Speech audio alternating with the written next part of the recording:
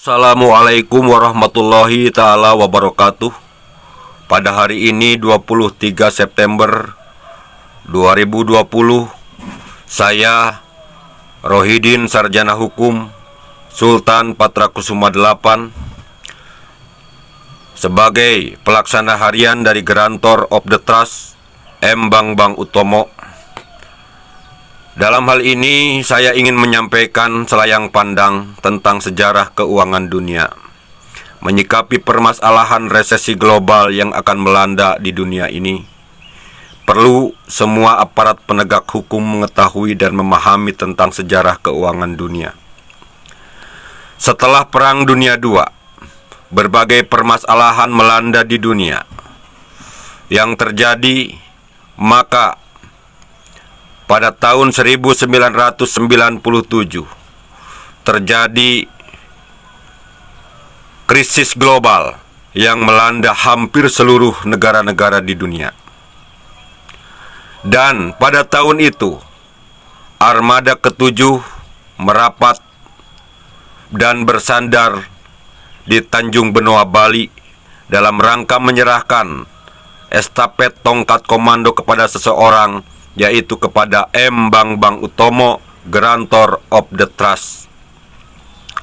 Maka dalam hal ini, saya ingin menyampaikan menyikapi krisis dan resesi global yang akan melanda di seluruh dunia dan khususnya Negara Kesatuan Republik Indonesia pada tahun 2020, sebagaimana yang sudah disampaikan oleh Menteri Keuangan Sri Mulyani. Untuk mengatasi permasalahan itu, maka perlu diketahui bahwa pada tahun 1997 ditetapkan untuk mengisi keuangan di dunia dan ditugaskan sebagai putusan hukum tetap bahwa negara Australia sebagai pintu keuangan di dunia yang bertugas untuk mencetak seluruh alat tukar di dunia. Dengan berbagai perjalanan dan waktu, maka pada tahun 1999 percetakan Australia dinyatakan selesai. Maka keuangan dari Australia didistribusikan dan dijaga, dikawal ketat oleh aparat penegak hukum skala internasional pada saat itu. Dan sebagaimana situs Wikileaks menjelaskan bahwa untuk mengisi keuangan Negara Kesatuan Republik Indonesia pada saat itu dicetak nominal 555 juta lembar 100.000 rupiah bergambar Soekarno-Hatta. Tetapi perjalanannya, uang merah itu tidak sampai kepada pemilik, yaitu kepada Grantor of the Trust. Dan terjadi berbagai permasalahan konspirasi global pada saat itu.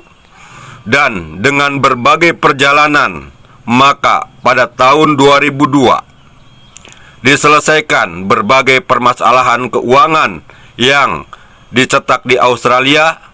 Pada tahun 2022 di Gedung A, Pejaten, Ibu Kota Jakarta, disaksikan Kepala Badan Intelijen Negara Bapak Letnan Jenderal Ari Jeffrey Kumaat dan dihadiri manajemen dari Grantor, yaitu Mr. Peter Morgan and Associates dan beberapa saksi-saksi yang hadir pada saat itu.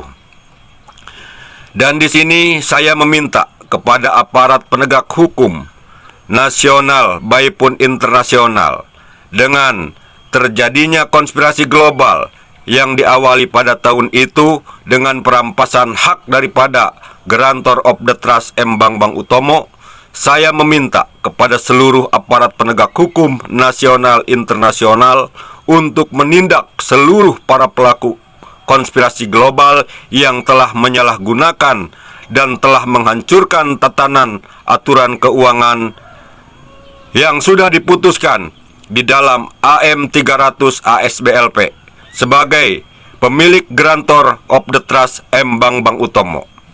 Dan perlu diketahui bahwa seluruh keuangan yang dicetak di Australia yang dikeluarkan pada tahun 1999 diresmikan pada tahun 2002 untuk diedarkan pada bulan Januari 2022 dan dinyatakan sah dan beredar di seluruh dunia. Di sini ada beberapa hal yang perlu diselidiki dan perlu ditindaklanjuti oleh aparat penegak hukum karena telah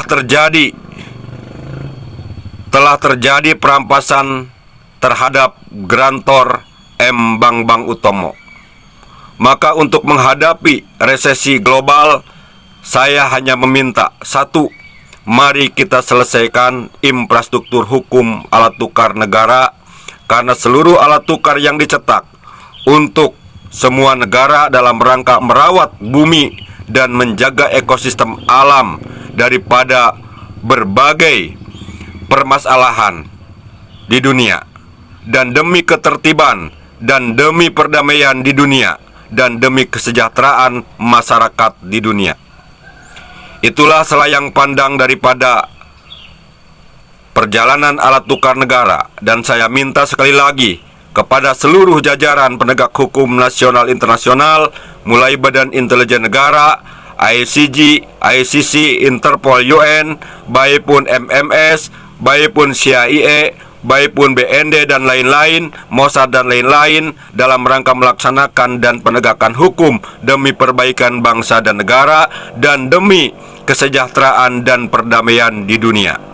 Demikian pernyataan saya dan penjelasan selayang pandang tentang keuangan negara. Saya sendiri, Rohidin Sarjana Hukum, sebagai pelaksana harian grantor dan mewakili atas nama grantor untuk menyampaikan selayang pandang sejarah agar seluruh masyarakat dan aparat penegak hukum di dunia mengetahuinya.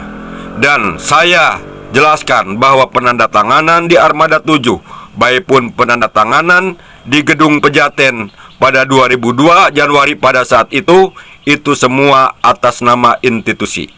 Dan kepada para penerus, sebagai para penerus jawatan di institusi masing-masing, saya ingatkan bahwa di pundak saudara-saudara ada ex officio, di mana saudara-saudara sebagai penerus dan generasi daripada keputusan-keputusan yang sudah dilaksanakan di Armada 7 baik pun pada tahun 2002 wajib melaksanakan dan menyelesaikannya. Demikian pernyataan saya. Wabillahi taufiq wal hidayah. Wassalamualaikum warahmatullahi taala wabarakatuh.